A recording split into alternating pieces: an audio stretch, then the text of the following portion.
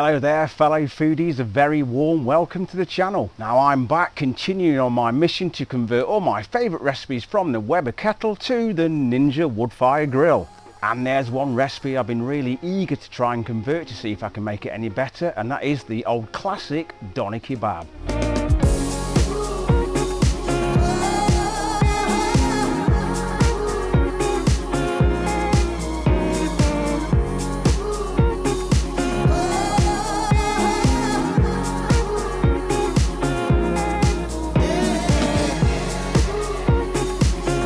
Yes, I know it may be a little bit filthy when you order it from a takeaway, but when you make it yourself, you know exactly what's gone into it. It is just a little bit healthier. Now, I filmed this yesterday, and you really need to hang around until the end of the video because the results were absolutely awesome.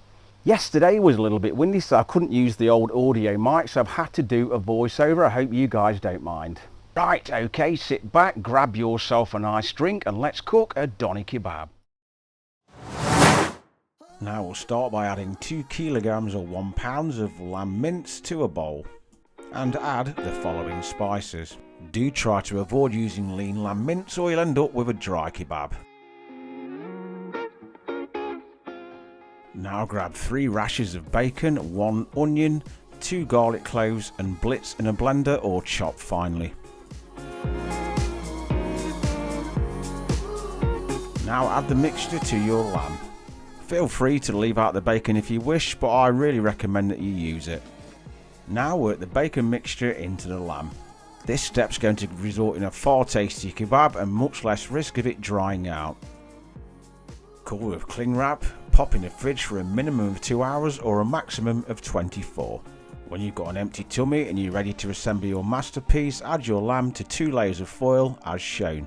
Now this isn't MasterChef, so it doesn't have to be perfect, but now begin to shape your lamb mince into a log. Now hopefully your lamb will resemble something similar as shown. Now gently wrap in foil.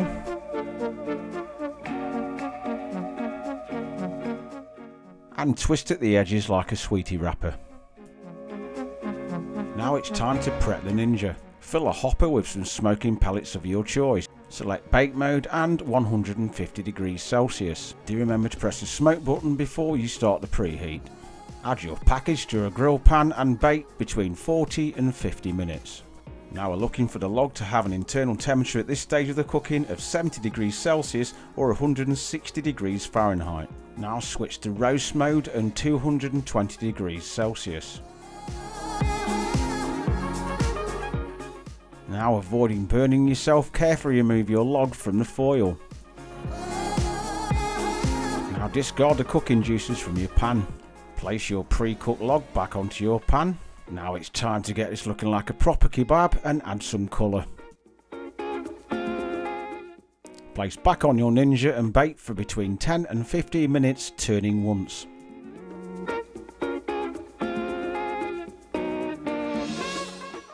Now it's time to pretend to look like we know what we're doing. Simply slice the kebab to a thickness of your liking. Once you've sliced the kebab, keep aside what you want to eat today. The rest leave to cool, place in a freezer bag and freeze. Now it's time to add a little texture. Place a pan on a high heat and add some olive oil. Stir regularly until lightly browned.